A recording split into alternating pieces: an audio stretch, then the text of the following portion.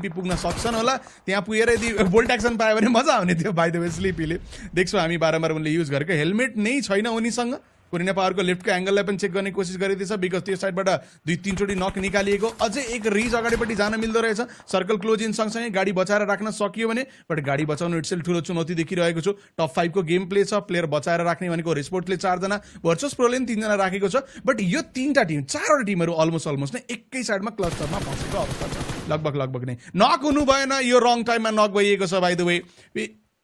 smoke लगाएर recover गर्न भ्याइन्छ होला त्यहाँ यता कोरिना पावरलाई आँखा लगाउन भ्याउँछ कि नै भर्चुअस प्रोले भन्ने एउटा स्मोक पप हुँदा बित्तिकै सायद भर्चुअस प्रोले त्यो साइडमा पक्कै पनि हेर्नेछ 40ले त्यो बिचमा रुखसम्मको यात्रा बनाएको छ भर्चुअस प्रो गाडी लिएर सिधै अगाडिपट्टि गयो उताबाट कोरिना पावरले मजाले एक्सपोज गरेर देख्न मिल्छ यता आइक्यूले पनि शर्ट्स लिए जस्तो आएको उस्तै रिटर्न टिकट काटेर वापस पठाइएको छ इन्टेन्स तर्फ पो गेम जान लाग्यो नयाँ एक शिफ्ट आउने हो आई थिंक आधा रोड आधा पारी दिन्छ कि जस्तो डर लागिरहेको छ मलाई त्यो भयो भने 3टा टिम चुपचाप लाएर बस्ने होरो स्पोर्ट्सको 4 जना सबै मार्चिङ गर्नुपर्ने हुन सक्छ बट जोनको एज अझै पनि बन्यो होरो स्पोर्ट्सलाई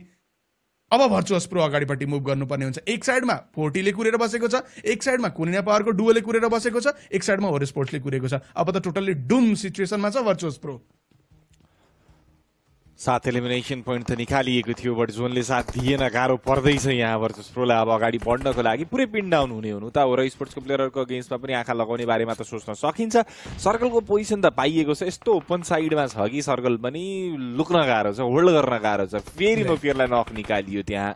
नोफियर बचाउने बारेमा सोचिनेछ होला प्लेयरलाई पक्कै पनि स्मोक लगाउन जरुरी रहेको छ स्काईलाई नजिकै त म देख्दैछु स्मोक पनि कति छ युटिलिटिज कति बचाइएको छ भन्ने पनि कुरा नपुग्ने त थियो नै त्यो बिचमा अगाडिका प्लेयरहरू मुभ गर्न थालिसके स्काई आफ्नो पोजिसन वाइजबाट हलचल देखाएका छैनन् पार्टनर रिकभरीको लागि केही गरिएको त छैन भर्चुअस प्रो गट्सी मुभ अगाडि बढ्नेछन् प्लेयरलाई डाउन निकाल्नेछन् आफूले पनि नक फेस गर्नेछन् अनि त्यो नक फेस गरिरहेको अवस्थामा 40 का टिम इन्भल्भमेन्ट देखाउनेछन् र एलिमिनेसन सेक्योर गर्न खोज्ने त छन् उता होरो स्पोर्ट्सले त्यो एलिमिनेसन पनि पिक गर्ने मौका बन्न पुगेको देख्न पाइएको छ 40 को गेम्समा डाउन निकाल्ने बारेमा सोच्नुपर्ने हुन्छ होरो स्पोर्ट्सको टिमको लागि 8 एलिमिनेसन आएको थियो 2 फर्दर मोर अगाडि मैले देख्दैछु 20 पोइन्टर गेम यहाँ निकाल्न सकिन्छ इजी टास्क हुन पुग्यो यहाँ होरो स्पोर्ट्सको लागि जोनको एउटा एज पाउनु र अगाडिपट्टि जे जस्तो सिचुएसन बनिराखेको थियो